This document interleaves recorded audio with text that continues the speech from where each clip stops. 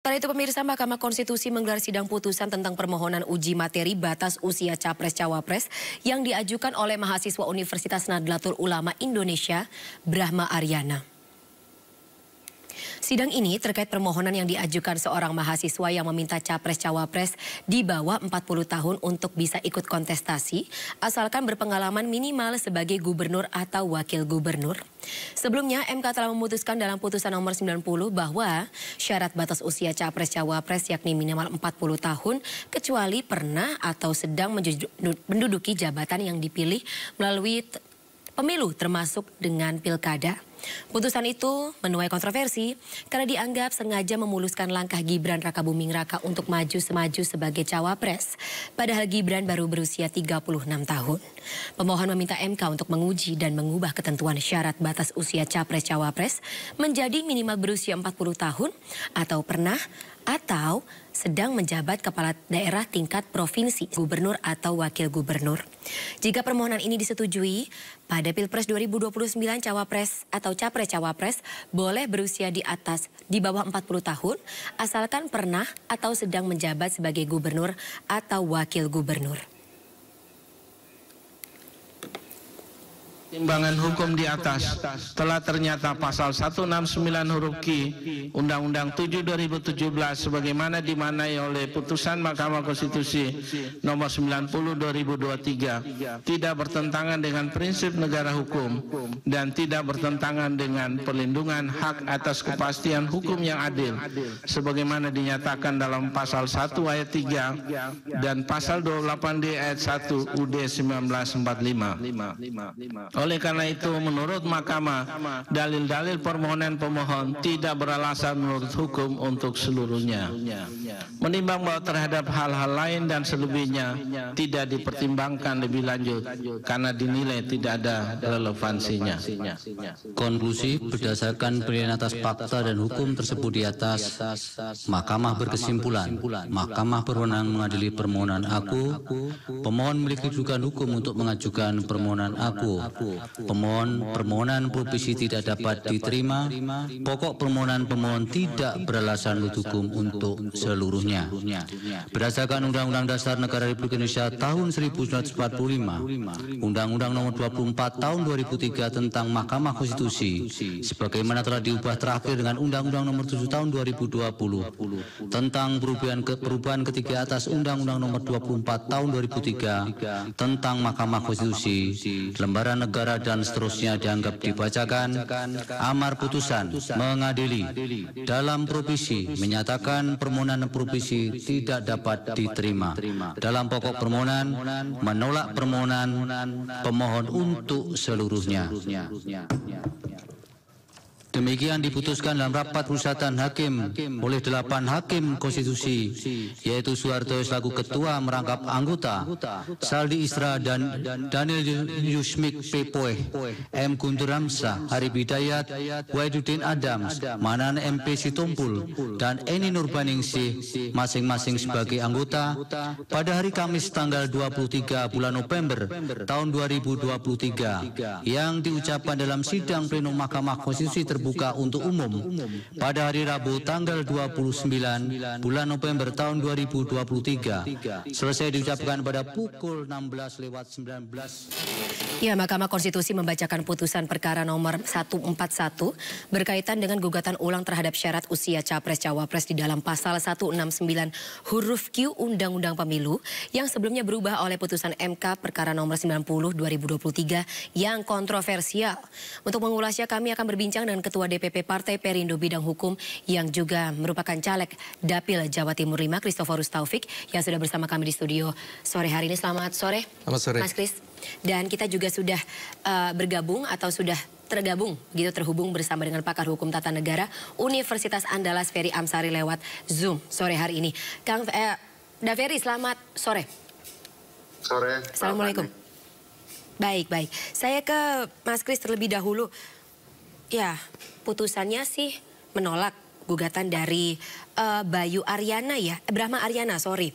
Dan ini juga tentunya tidak berimplikasi apapun pada pelaksanaan pemilu 2024 maupun pemilu 2029 yang di bawah usia 40 tahun dan pernah menjabat apapun dalam kedaerahan, gubernur maupun wali kota bisa mencalonkan diri di Pilpres? Ya, selamat sore itu ada Uda Ferry pakarnya. Apa kabar Uda? Jadi saya melihatnya pertama saya belum baca lengkap pertimbangannya ya. Tetapi yang saya tangkap sebagian yang disampaikan pertimbangannya adalah karena putusan yang lalu itu dianggap sudah mengikat gitu. Jadi nggak bisa MK itu ngubah putusan yang sudah diputuskan sebelumnya, final and binding. Nah, tapi saya belum baca yang tertulisnya ya. Nah, kalau itu menurut saya ya masyarakat akan bertanya, lalu bagaimana jika ada satu produk hukum dari MK yang sudah jelas-jelas ada hal-hal yang menjadi pertanyaan publik, bagaimana cara mengkoreksinya, kan begitu.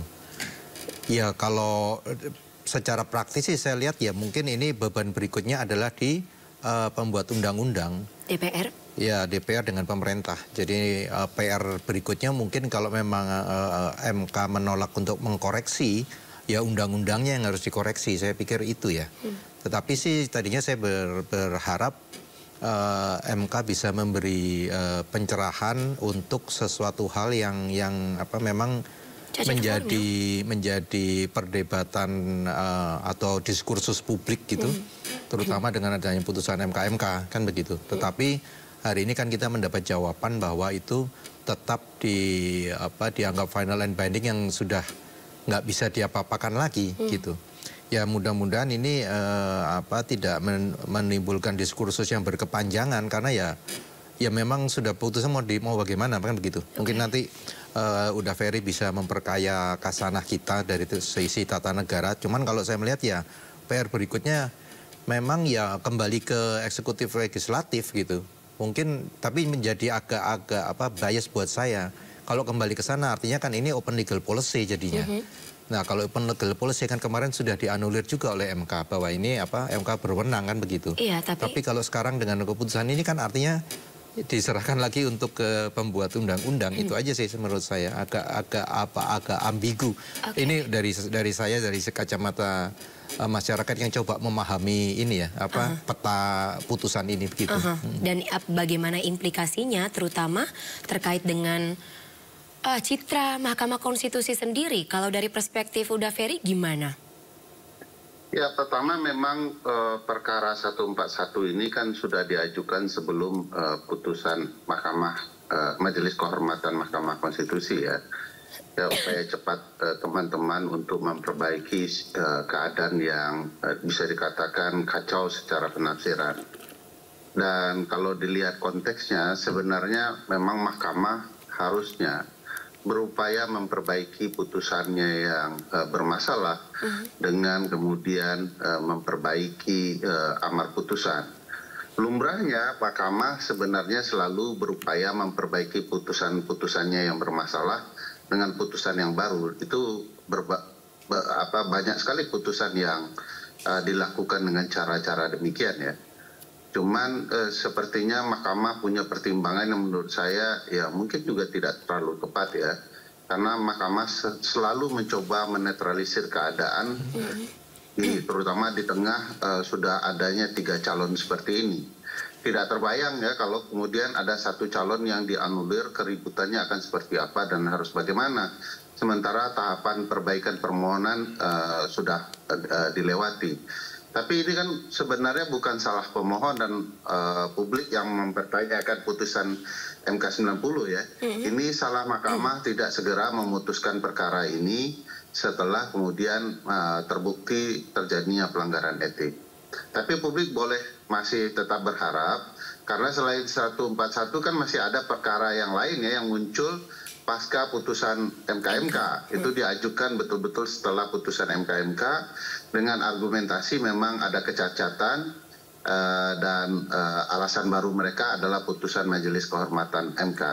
Kita masih bisa menunggu untuk perbaikan dan kalau kemudian Mahkamah Konstitusi cukup progresif ya, mereka harusnya betul-betul memperbaiki dan secara teknis mereka juga dapat kemudian memerintahkan penyelenggara pemilu untuk melakukan langkah-langkah konkret jika ternyata MK mengubah putusan 90. Jadi bisa diatur, perintahnya bisa dilakukan kepada penyelenggara melalui putusannya apa-apa saja yang bisa dilakukan kalau satu orang yang sudah mencalonkan diri nanti dianggap prosedurnya bermasalah dan bisa diberikan kesempatan agar penyelenggaraan pemilu kita tidak terganggu dan kesalahan putusan bisa tetap diperbaiki. Oke, tapi Daveri, ketika nanti apapun atau jika memang gugatan tersebut muncul dan dikabulkan, itu baru bisa berlaku 2029 kan? Yang di 2024 memang sudah final and binding, tidak bisa diubah atau diganggu-gugat?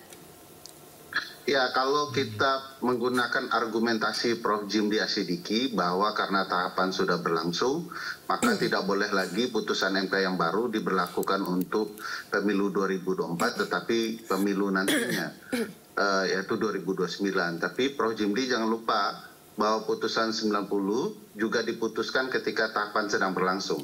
Jadi tahapan pemilu kan sudah panjang sebenarnya masuk dan kemudian diputuskan saat berlangsung. Jadi MK kalau kemudian menggunakan argumentasi itu, saya pastikan itu argumentasi yang salah, karena bagaimanapun tahapan sudah berlangsung dan mestinya kalau MK ingin memperbaiki keadaan masih bisa, karena putusan 90 jadi patokan bahwa putusan MK bisa dilakukan saat tahapan sedang berlangsung. Oke, tapi itu harus saya garis bawahi, Daveri. Kalau Mahkamah Konstitusi mau, berarti kan bukan perkara bisa atau tidak bisa, tapi mau atau tidak mau. Nah, Mas Kris, berarti ini menjadi sebuah presiden tersendiri terkait dengan bagaimana kiprah Mahkamah Konstitusi, terutama ketika pemilu. Ya. Pertama begini, yang dimaksud tahapan pemilu itu kan mulai dari awal ya, mulai pendaftaran DCS dan sebagainya itu kan, mulai dari pendaftaran caleg dan sebagainya itu kan yang dimaksud tahapan pemilu. Jadi saya sejalan dengan Uda Ferry bahwa yang dimaksud tahapan pemilu itu bukan cuma pendaftaran capres cawapres gitu. Jadi kalau itu yang menjadi patokan ya memang benar bahwa tahapan pemilu itu sudah dimulai lama. Nah, mengenai presiden dan sebagainya, saya pikir ini waktu yang akan membuktikan. Cuman yang jelas bahwa di dalam proses pemilu 2024 ada catatan yang tidak bisa dihapus dari sejarah bahwa ada sesuatu yang menjadi pertanyaan publik dan terkonfirmasi oleh putusan MK-MK. Itu saja. Dan nanti kedepannya bagaimana? Menurut saya ya kedepannya kembali lagi tahapan maupun proses 2024 ini akan menyimpan isu mengenai legitimasinya. Saya pikir itu akan terus berjalan dengan waktu sambil menunggu putusan yang permohonan berikutnya yang mudah-mudahan itu masih bisa mengkoreksi agar walaupun bisa kita sepakat atau tidak berlakunya ke depan, tetapi saya lihat at least kalaupun paling jelek ini berlaku untuk pemilu berikutnya 2029 minimal kesalahan atau beban sejarah itu sudah terbersihkan. Itu sih saya lebih ngelihatnya ke situ. Tapi akan lebih kuat ketika kita mengedepankan proses pembuatan putusan MK nomor 90 sebelumnya yang cacat formil, terus kemudian sudah diputuskan oleh MK dilakukan atau diputuskan oleh ketua MK yang saat itu melanggar kode etik berat. Iya, karena gini, saya berbicara dengan banyak teman-teman, dengan masyarakat pada umumnya itu. Ini yang menurut saya perlu kita garis bawahi dan perlu kita jaga sama-sama. Jadi di beberapa teman ya, kalau nggak mau menyebut banyak teman, itu mengatakan begini, loh mau ada cacat ataupun tidak kan sudah diputuskan, tidak bisa diapa-apakan lagi gitu. Nah kalau saya lihat ini menjadi antitesis gitu. Sama juga kita bicara berarti kalian boleh melakukan apa saja ketika secara formal sudah terpenuhi, apapun caranya itu tidak apa-apa gitu. Dengan kata lain, loh berarti kita boleh melakukan segala hal untuk tujuannya, gitu kan. Nah ini menurut saya yang mungkin perlu juga dikoreksi dan kita jaga bersama. Jangan sampai pola pikir ini berjalan dan menginfluence banyak orang, mempengaruhi banyak orang, sehingga kita punya cara pandang yang begitu. Nah ini untuk ke depan menurut saya kurang sehat juga sih. Itu menurut saya. Baik. Saya kembali ke Uda Ferry. Uda Ferry, tidak adakah lagi langkah untuk ya menggugat atau mengubah bagaimana putusan MK nomor 90 2023 kemarin? Selain yang tadi juga sudah disebutkan oleh Mas Kris, ini memang ya bisa dibilang terletak putusannya atau keputusannya pada ranah eksekutif dan juga legislatif. Ya, kalau mau kita gunakan pendekatan ya, melihat pendekatan hukum dalam melihat putusan MK, kan ada 3 nilai hukum ya. Dia menimbulkan kepastian hukum. Jadi karena dia sudah dijatuhkan ya supaya menimbulkan kepastian yang dilaksanakan saja. Kedua, dia menimbulkan kemanfaatan hukum, bermanfaat dia tidak bagi publik luas atau oleh sebagian orang. Dan yang ketiga, bisakah dia menimbulkan keadilan ya, ada nilai keadilannya. Nah ini pendapat kan sangat terkenal ya dari Gustav Rabruh, di mana-mana dipakai. Nah kata banyak ahli, tidak ada yang membantah sejauh ini kalau 3 nilai itu saling bertabrakan. Mau kepastiankah supaya pemilu kita bisa berjalan, apakah kemanfaatan atau keadilan, berbenturan satu sama lain. Rabruh bilang dan juga diamini oleh profesor sangat ternama Sacipto Raharjo, bahwa yang harus dipakai oleh para yuris, orang hukum, adalah keadilan. Apakah putusan yang lama 90 itu adil atau tidak bagi publik? Bolehkah kemudian di tengah pertandingan sedang berlangsung tiba-tiba masuk ketentuan baru yang kemudian mengistimewakan satu orang? Adil atau tidak? Kalau tidak adil dia perbaiki gitu ya. Nah, bagaimana cara memperbaikinya? Banyak contoh putusan mahkamah kemudian mengedepankan nilai keadilan ini dibandingkan nilai kepastian dan kemanfaatan. Dan saya juga percaya di satu waktu poin bahwa ini masuk di tengah gelanggang pengadilan atau pemilu di tengah jadwal sedang berlangsung, ini menjadi catatan bagaimana hukum dimanfaatkan untuk kepentingan segelintir orang. Dan bagi saya bisa dilanjutkan ya, bahwa kejahatan atau kecurangan atau pelanggaran etik yang timbul gara-gara putusan 90 ini untuk dijadikan sengketa perselisihan hasil pemilu. Ini jadi satu catatan bagaimana terstrukturnya pelanggaran pemilu itu dilangsungkan, dikhususkan untuk satu orang saja. Oke, jadi keadilan bagi hukum itulah yang harus menjadi prioritas ya untuk setiap aparat atau petugas dari lembaga yudikatif khususnya dan juga tentu saja ranah lainnya yang berwenang ya. Baik, udah Ferry dan juga Mas Kris, terima kasih sebelumnya atas waktunya dalam Sindo sore hari ini. Sehat-sehat selalu semuanya. Terima kasih, sampai ketemu udah Ferry.